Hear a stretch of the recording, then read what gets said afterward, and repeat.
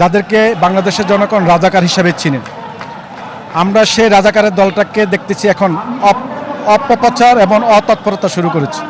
Padma Islamic দৃষ্টিতে পদ্মা ফরজ, চিন্তিত এটাও ফরজ যে গলা কণ্ঠ যেন অন্য পুরুষ না শুনে। তো আপনি সংসদে বসে বড় বড় কণ্ঠে কথা বলবেন, পুরা বিশ্বের জনগণ শুনবে এবং জনপতিয়া বাংলাদেশের জনগণ শুনবে, আপনার সেটাকে পদ্মা হলো না।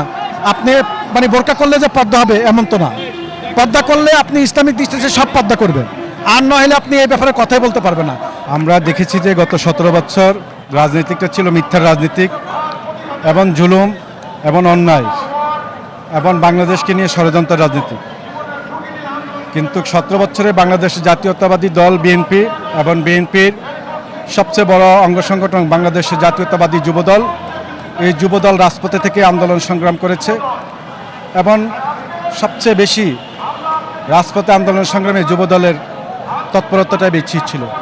পেশিবাদের এই চোখ রাঙানোকে আমরা অপেক্ষা করে রাজপথে থেকে স্বৈরাচারকে বিতাড়িত করার জন্য আমাদের অনেক ভাই গুম এবং খুন হয়েছে এবং অনেক জেল জুলুমের শিকার হয়েছে।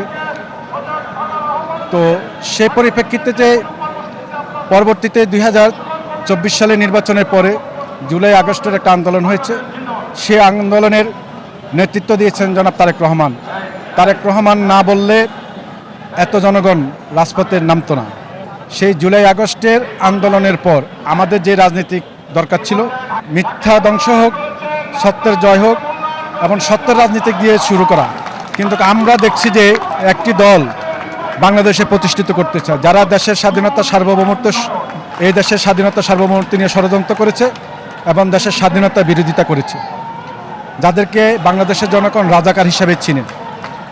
আমরা সেই রাজাকারের দলটাকে দেখতেছি এখন অপপ্রচার এবং অতৎপরতা শুরু করেছে এবং দেশের জনগণকে নিয়ে ষড়যন্ত্র শুরু করেছে। বাংলাদেশ জাতীয়তাবাদী দলের বিএনপির চেয়ারম্যান জনাব তারেক রহমান বাংলাদেশের জনগণের ভোটে বাংলাদেশের জাতীয়তাবাদী দল দেশের সংখ্যাগরিষ্ঠতা আসন নিয়ে বাংলাদেশের প্রধানমন্ত্রী হয়েছে। তিনি প্রধানমন্ত্রী হওয়ার পরেই যেই সহানুভূতি এবং যেই মানবিক দৃষ্টি দেখাইছেন, আমরা দেখতেছি এটাকে পুঁজি করে এটা অপতৎপরতা এবং অপরাজনীতিক শুরু করেছে একটা বট বাহিনী এবং যারা স্বাধীনতার বিরুদ্ধে ছিল, যারা রাজাকার হিসেবে বাংলাদেশে বসিত। আমরা চাই এই অপপ্রচার এবং অপতৎপরতা এবং মিথ্যার রাজনীতি শেষ করে একটা সুন্দর এবং সুশৃঙ্খল এবং দেশের স্বাধীনতা সার্বভৌমত্বের জন্য দেশের জনগণের জন্য রাজনীতি শুরু করা। আমরা তার প্রতিবাদে আজকের এই বিক্ষোভ মিছিল করতেছি ঢাকা মহানগর দক্ষিণ যুবদল। সেটাই দেখার বিষয় স্পষ্ট বাংলাদেশের জনগণের কাছে।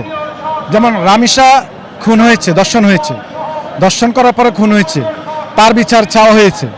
কিন্তু আমরা দেখলাম যে জিসানও দর্শন করেছে একটা মেয়েকে, প্রেমের প্রলোভন দেখিয়ে, নিঃশ্বাস আশ্বাস দেখিয়ে তাকে দর্শন করে তার ভ্রূণ নষ্ট করেছে।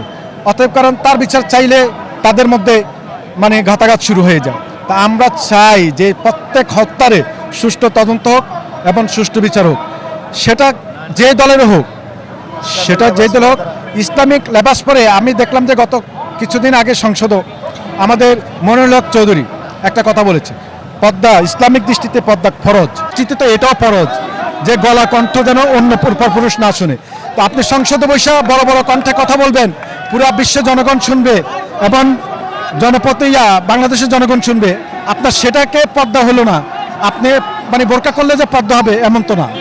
পদ্মা করলে আপনি ইসলামিক দৃষ্টিতে সব পদ্মা করবেন, আর নইলে আপনি এই ব্যাপারে কথাই বলতে পারবেন না। যে কোনো জিনিস, যে কোনো ব্যাপারে সবারই স্বাধীনতা রয়েছে কথা বলার। আপনি যেমন আরেকজনকে ইঙ্গিত করে কথা বলবেন, তা আপনাকে ইঙ্গিত করার কথা বলার সুযোগ আছে। অতএব কারণ আমরা এই অপরাজনীতিক দূর করে বাংলাদেশে একটি সুন্দর সুষ্ঠু জনগণের গণতন্ত্রের উন্নয়নের রাজনীতিক চাই, যেটা তারেক রহমানের রাজনীতিক। তারেক রহমান সবাইকে আহ্বান করেছে জনগণের জন্য রাজনীতি করেন, দেশের উন্নয়নের জন্য রাজনীতি করেন এবং দেশের শান্তির জন্য রাজনীতি করেন। আপনারা এই অপপ্রচার এবং আপনাদের এই ষড়যন্ত্রের কারণে অন্যরা কিন্তু সুযোগ পাচ্ছে।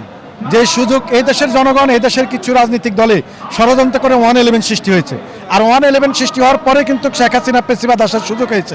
আর পেশিবাদ আসার কারণে 17 বছর 20 বছর তারা ছিল দেশের, যেখানে রাজনীতিক ধ্বংস করে গেছে, গণতন্ত্র ধ্বংস করে গেছে।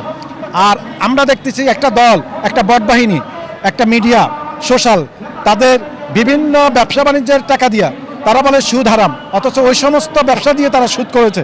সুদ নিয়ে টাকা নিয়ে কিছু বট বাহিনী মানে ষড়যন্ত্র সোশ্যাল মিডিয়াতে অপপ্রচারের জন্য তারেক রহমান জিয়া পরিবারের বিরুদ্ধে ষড়যন্ত্র করতেছে। আমরা এর প্রতিবাদ জানাই এবং ধিক্কার জানাই আজকের এই প্রোগ্রাম থেকে।